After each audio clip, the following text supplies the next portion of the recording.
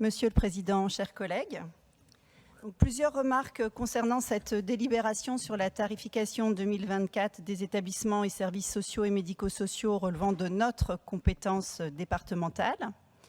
Tout d'abord, nous saluons l'évolution à la hausse de quasi tous les tarifs qui, en effet, doivent être en lien avec une conjoncture inflationniste, mais aussi la valorisation des métiers du social.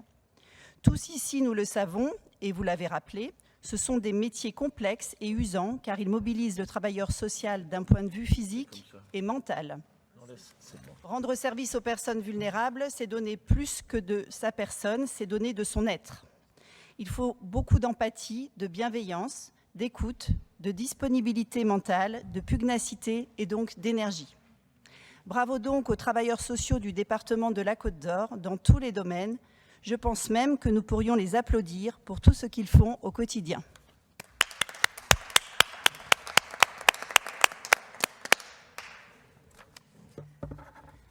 Dans les éléments de contexte également, vous soulignez le vieillissement de la population.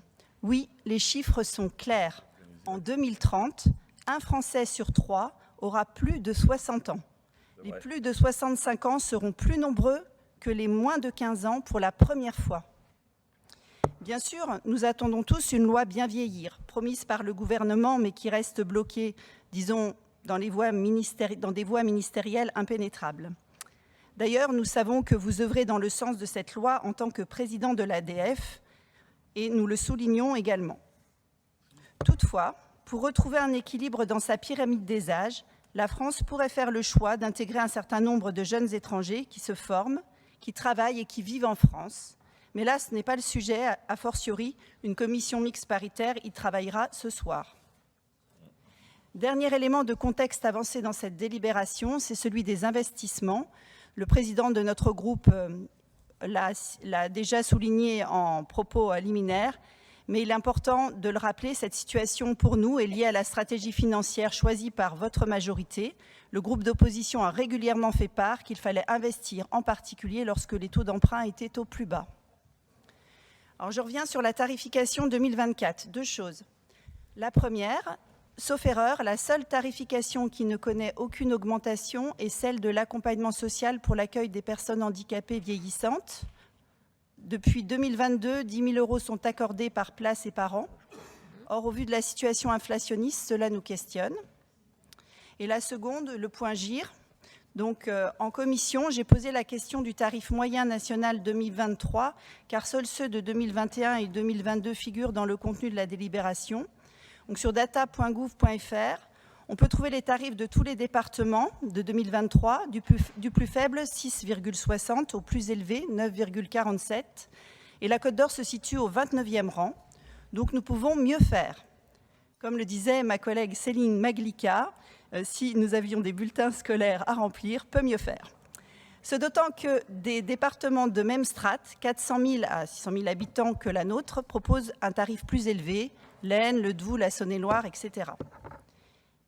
Et comme chaque année, à la même session budgétaire, à la même délibération, nous persistons et signons, Monsieur le Président, chers collègues, soyons plus ambitieux pour un point GIR à 8,27 €. Nous souhaitons donc déposer un amendement avec la proposition pour le financer, à savoir en prélevant sur l'épargne brute. Merci.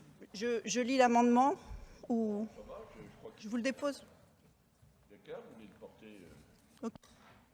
Moi, vous vouliez apporter un élément complémentaire, Madame Carlier.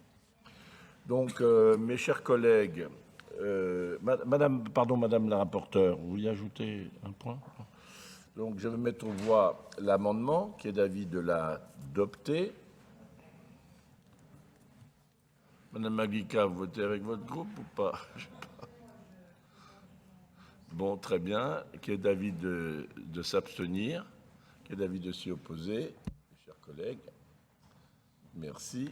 L'amendement est ainsi apposé. Qui est ainsi, je veux dire, pas adopté? Qui est d'avis d'adopter le financement des établissements et services sociaux et médico-sociaux, de l'adopter? Voilà, le rapport est ainsi adopté. Qui est d'avis de s'y opposer? Pardon. Vous y opposez. Qui est d'avis de s'abstenir? Merci beaucoup. Donc, tout le groupe